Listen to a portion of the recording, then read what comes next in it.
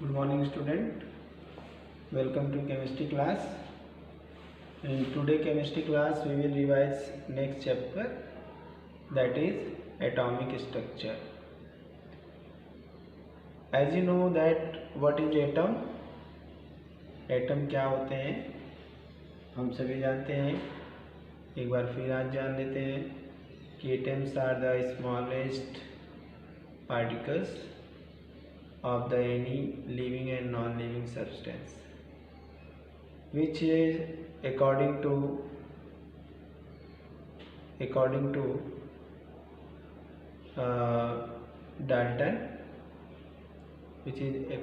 Dalton, cannot be divided, but according to modern theory, atoms can be subdivided into electron, proton and neutron. Okay, and you know that electron is negative. What is electron?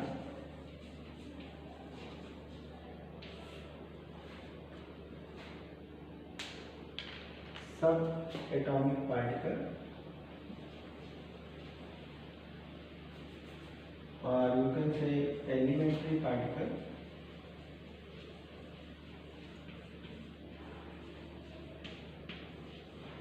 of an atom. It has negative charge,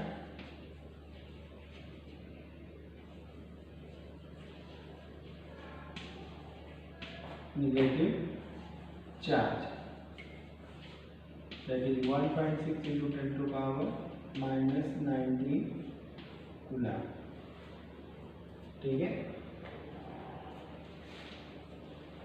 next is its atomic mass. Its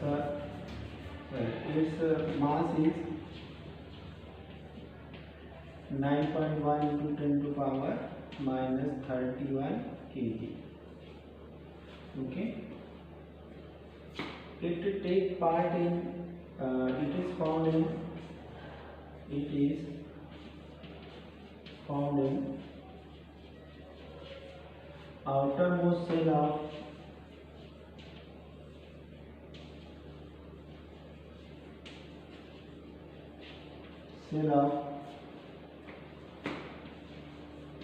an atom. ठीक है, outermost cell of an atom. ठीक है, next is that it take part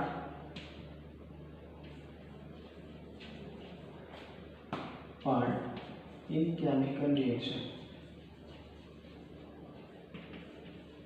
chemical reaction.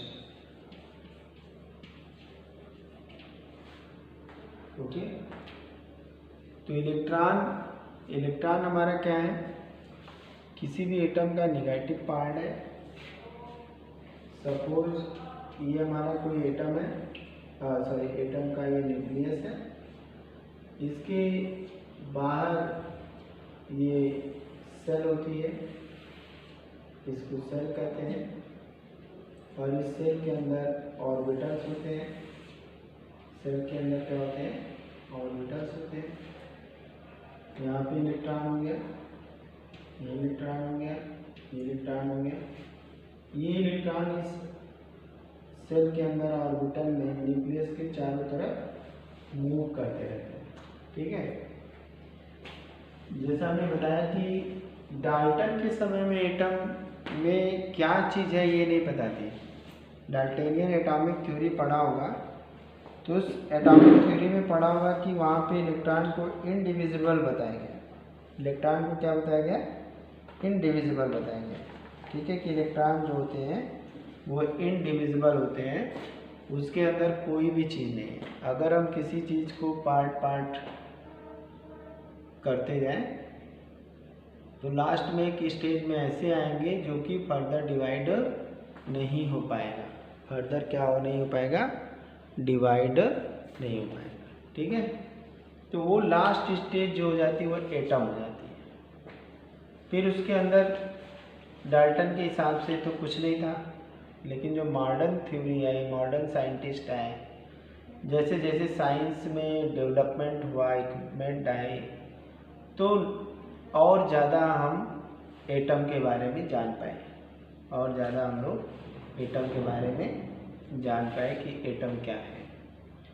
तो इसमें सबसे पहले जो है थॉमसन ने पता लगाया कि इलेक्ट्रॉन होता है, रदरफोर्ड ने पता लगाया प्रोटॉन होता है, चैडविक ने पता लगाया कि न्यूट्रॉन होता है, जिसमें से बाद में रदरफोर्ड ने अपने एटॉमिक मॉडल के थ्रू जो है कि बताया कि इलेक्ट्रॉन चारों तरफ घूमता रहता है न्यूक्लियस के चारों तरफ, और जो है कि प्रोटॉन और न्यूट्रॉन जो होते हैं सेंटर में होते हैं न्यूक्लियस के अंदर। ठीक है, अब इलेक्ट्रॉन किस तरह से घूमता रहता है, इस बेस पे, घूमने के बेस पे जो इलेक्ट्रोस्टैटिक फोर्स था इलेक्ट्रॉन और न्यूक्लियस के बीच में, उस फोर्स के बेस पे देखा गया कि रदरफोर्ड का जो एटॉमिक मॉडल है गड़बड़ है। अगर कोई चीज़ न्यूक्लियस के चारों तरफ रिवॉल्व कर रही है, रिवॉल्व करती है, करते करते उसका रेडियस छोटा हो जाएगा और वो न्यूक्लियस के ऊपर जाके गिर जाएगा। ठीक है, लेकिन बोर के एटॉमिक मॉडल में ये बताया गया कि ये इलेक्ट्रॉन जो घूमता है एक पर्टिकुलर सेल के अंदर होता है, जिसकी अपनी एक एनर्जी होती है, उसी एनर्जी से अपने सेल के अंदर ही ऊपर नीचे करता है, मगर सेल से बाहर नहीं जाता है। ठीक है, तो इस इलेक्ट्रॉन के ऊपर नेगेटिव चार्ज पाया गया 1.6 × 10⁻⁻19 कूलम।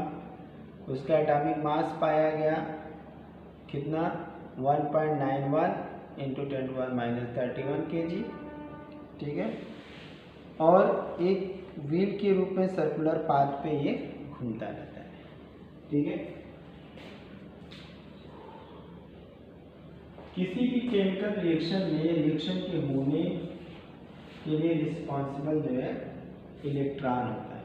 ठीक है, कोई भी बॉन्ड अगर बन रहा है तो उसका कारण कौन है, इलेक्ट्रॉन का ट्रांसफ़र, इलेक्ट्रॉन का जो है ट्रांसफ़र है। ठीक है, अब इसके बाद हम आएंगे, हमने ये जान लिया कि किसी भी एटम के अंदर, न्यूक्लियस के अंदर न्यूट्रॉन और प्रोटॉन होते हैं। एक बार फिर से बता देते हैं, न्यूक्लियस के अंदर न्यूट्रॉन और प्रोटॉन होते हैं, और इलेक्ट्रॉन जो होते हैं न्यूक्लियस के चारों तरफ रोटेट करते रहते हैं। इलेक्ट्रॉन क्या होते हैं, न्यूक्लियस के चारों तरफ रोटेट करते रहते हैं, और ये जो इलेक्ट्रॉन होते हैं इनके ऊपर नेगेटिव चार्ज होता है 1.6 × 10⁻⁻19, और जो इनका मास, एटॉमिक मास होता है वो 9.1 × 10⁻31 होता है, और जो है कि किसी भी केमिकल रिएक्शन के लिए रिस्पॉन्सिबल होते हैं। ठीक है, ये ऑल अबाउट हो गया हमारा इलेक्ट्रॉन के बारे में। अब हर एक एटम में E/m रेशियो होता है, इलेक्ट्रॉन बाई मास रेशियो होता है, जो कि सबके लिए कांस्टेंट होता है, इलेक्ट्रॉन हो, प्रोटॉन हो, न्यूट्रॉन हो, तो उसके लिए एक अलग अलग वैल्यू होती है जिसको जे थॉमसन ने बताया था। ठीक है, इसको नोट कर लीजिए, फिर उसके बाद हम आगे देखते हैं। फिर इसके बाद नेक्स्ट हमारा है पार्टिकल प्रोटॉन। इनकी डिस्कवरी के बारे में नहीं पढ़ना है, थोड़ा बस इनके जो है कि प्रॉपर्टीज़ के बारे में पढ़ना है, ज़्यादा भी नहीं, बेसिक चीज़ें जो न्यूट्रॉन प्रोटॉन के बारे में हैं ये बस जानना है। ठीक है, डिस्कवरी कैसे डिस्कवर हुआ, कब डिस्कवर हुआ, इससे हमें मतलब कोर्स के हिसाब से नहीं देखना है। ठीक है, हमारा अगला है प्रोटॉन। ठीक है,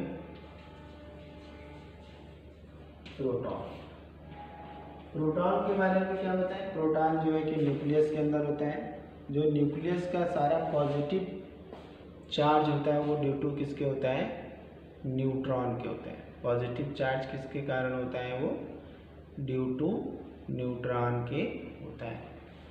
तो यहाँ पे कह सकते हैं कि it is also elementary particle, it is also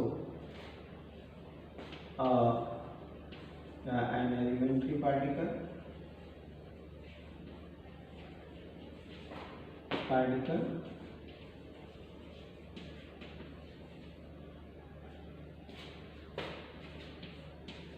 it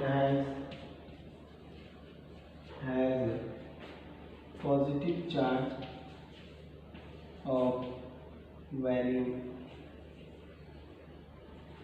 1.6 into 10 to power minus 19 coulomb. Its mass is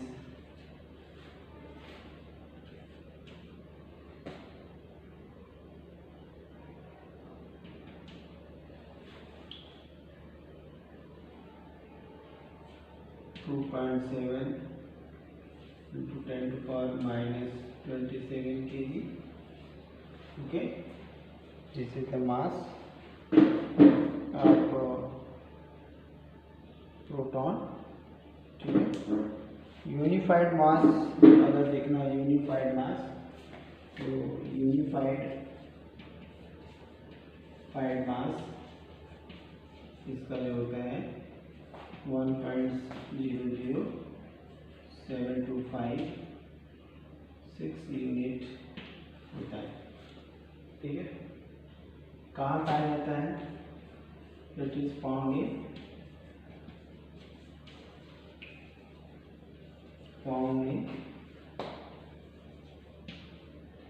nucleus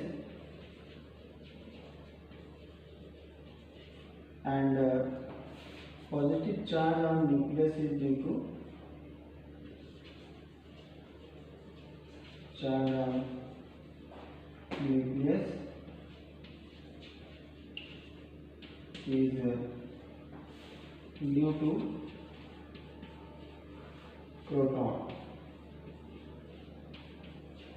proton के कारण होते हैं। लेकिन प्रोटॉन किसी भी रिएक्शन में जल्दी पार्टिसिपेट नहीं करता है। इट मोस्टली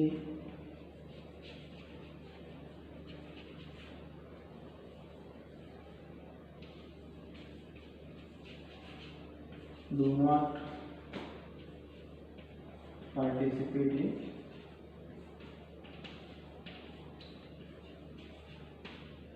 in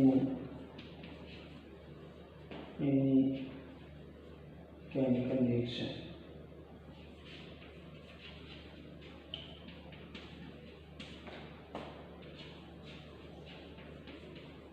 किसी भी ये केमिकल रिएक्शन में पार्टिसिपेट नहीं करता। लेकिन जो न्यूक्लियर रिएक्शन होते हैं, participant in nuclear reaction, where it participate in nuclear reaction. तो यहाँ पे हम लोगों ने प्रोटॉन देख लिया। अब इसके बाद हम लोग न्यूट्रॉन देखेंगे। न्यूट्रॉन की डिस्कवरी जो है, neutron discovered by James Chadwick, sir James Chadwick, उन्होंने जो है कि डिस्कवर किया। इलेक्ट्रॉन और प्रोटॉन की खोज लगभग एक समय में हुई थी, ज़्यादा डिफरेंस नहीं था। मगर न्यूट्रॉन जो था न्यूट्रल था। क्या था? न्यूट्रल था, इसलिए इसकी खोज में लगभग 32 ईयर लग गए।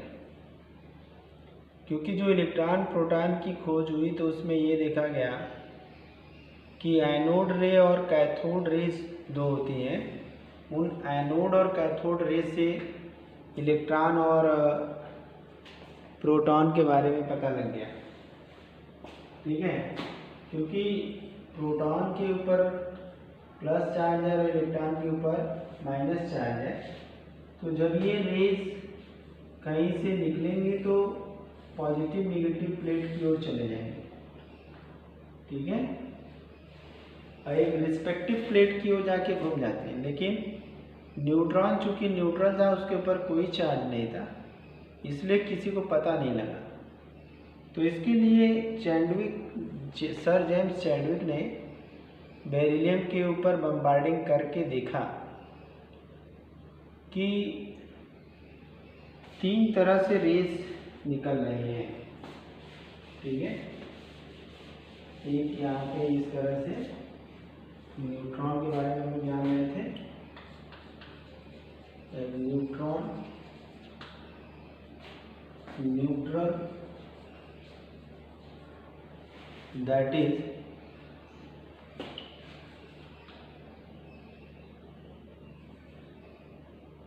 neutral, that is it has no charge,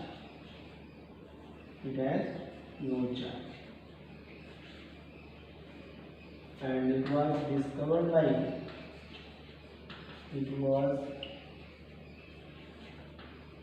discovered by Sir James Chadwick, okay. उन्होंने क्या किया, जैसे रेडियोएक्टिव मेटल भी लेकर के यहाँ पे कर सकते हैं, बम्बार्डिंग करने के बाद देखा, इधर लगा दिया एक पॉजिटिव प्लेट और इधर लगा दिया एक नेगेटिव प्लेट, ठीक है। और सामने यहाँ पे फ्लोरेसेंट ट्यूब लगाया, क्या लगा दिया, फ्लोरेसेंट ट्यूब लगा दिया।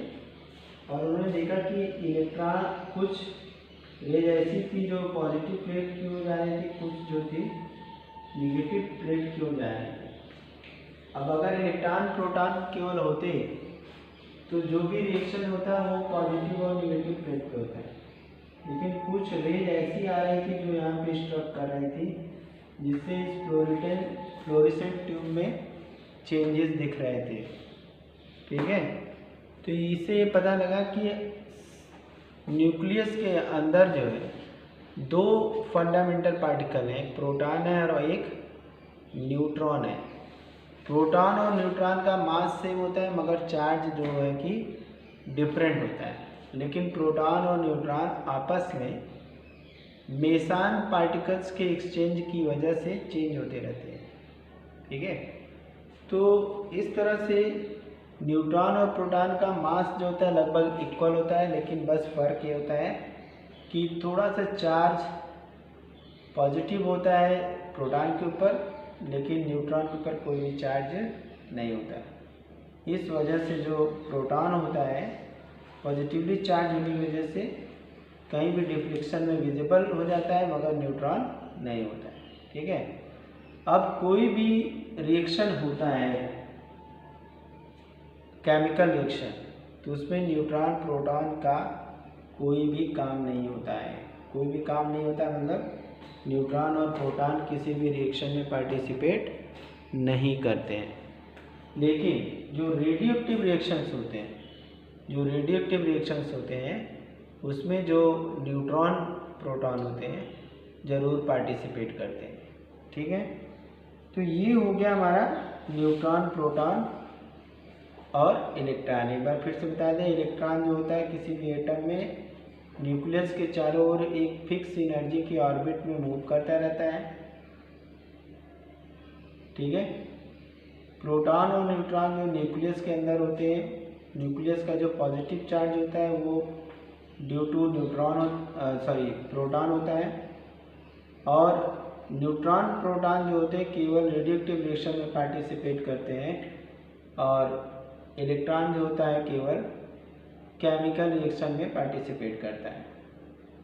अब इसके बाद ये क्वेश्चन हुआ कि न्यूट्रॉन प्रोटॉन न्यूक्लियस के अंदर, अगर हाइड्रोजन की बात करते हैं, बोर्स ने हाइड्रोजन मॉडल की बात की और उसमें ये देखा गया कि केवल एक प्रोटॉन एक न्यूट्रॉन होता है हाइड्रोजन में।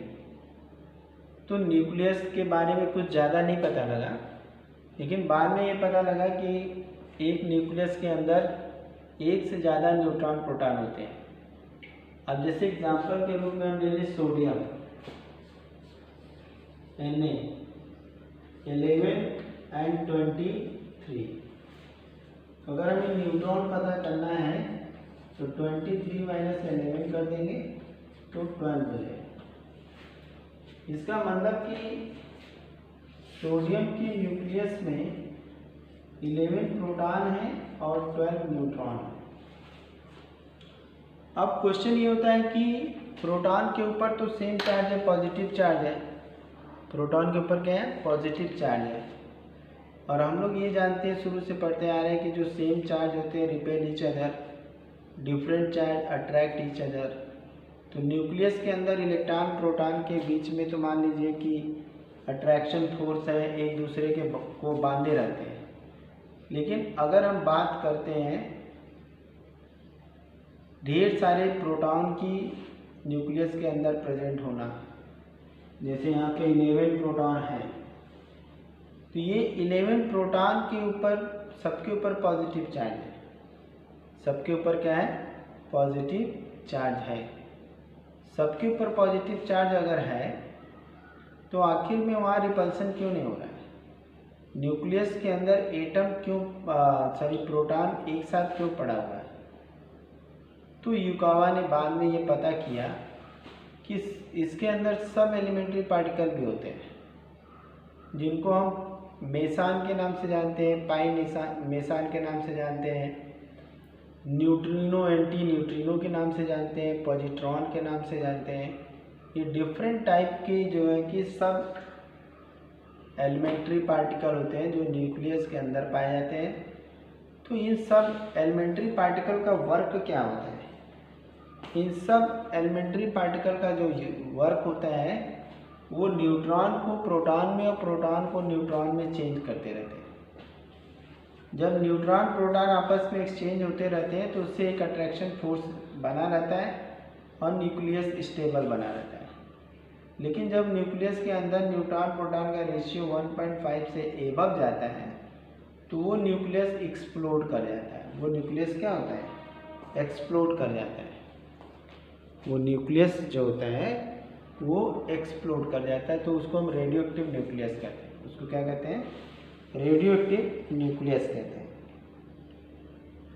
ठीक है, तो हमने आज क्या जाना? हमने तो पहले डाल्टन थ्योरी के हिसाब से ये जान लिया कि एटम क्या होते हैं? Smallest particle of any substance which are not divisible, okay, and which is electrically neutral। लेकिन रदरफोर्ड, जे थॉम्सन, इन सब की वजह से क्या पता लगा कि atom is electrically neutral but it has some sub elementary particle, electron proton और न्यूट्रॉन, जिसमें हम लोगों ने इलेक्ट्रॉन के बारे में जाना है कि इसके ऊपर नेगेटिव चार्ज होता है जिसकी वैल्यू 1.6 × 10⁻⁻19 होती है।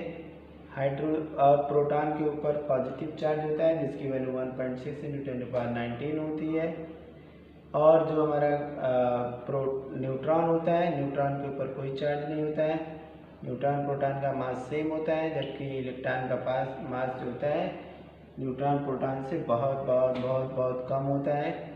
1/1837 टाइम्स ज़्यादा प्रोटॉन का मास होता है इलेक्ट्रॉन से। E/m का रेशियो भी इलेक्ट्रॉन के लिए बहुत ज़्यादा होता है, बहुत ज़्यादा होता है। ठीक है, और E/m रेशियो जो है कि इसके लिए प्रोटॉन के लिए कम होता है। ठीक है, तो अब हमने बताया कि इलेक्ट्रॉन किसी केमिकल रिएक्शन पार्टिसिपेट करता है, न्यूट्रॉन और प्रोटॉन रेडियोएक्टिव रिएक्शन में पार्टिसिपेट करते हैं। ठीक है, अब इसके बाद हमने जाना कि न्यूक्लियस के अंदर ढेर सारे प्रोटॉन और न्यूट्रॉन कैसे रहते हैं।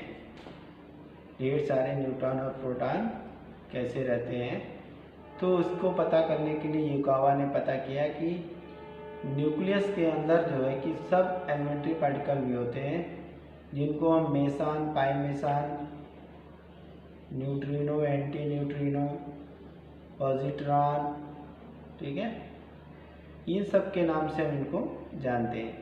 इनका काम क्या होता है? ये इंटर न्यूक्लियर एक्सचेंज में पार्टिसिपेट लेते हैं। हम लोग जानते हैं कि सिमिलर चार्ज होते हैं, एक दूसरे को रिपेल करते हैं। एक दूसरे को क्या करते हैं? रिपेल करते हैं। लेकिन डिफरेंट चार्जेस क्या होते हैं, अट्रैक्ट करते हैं।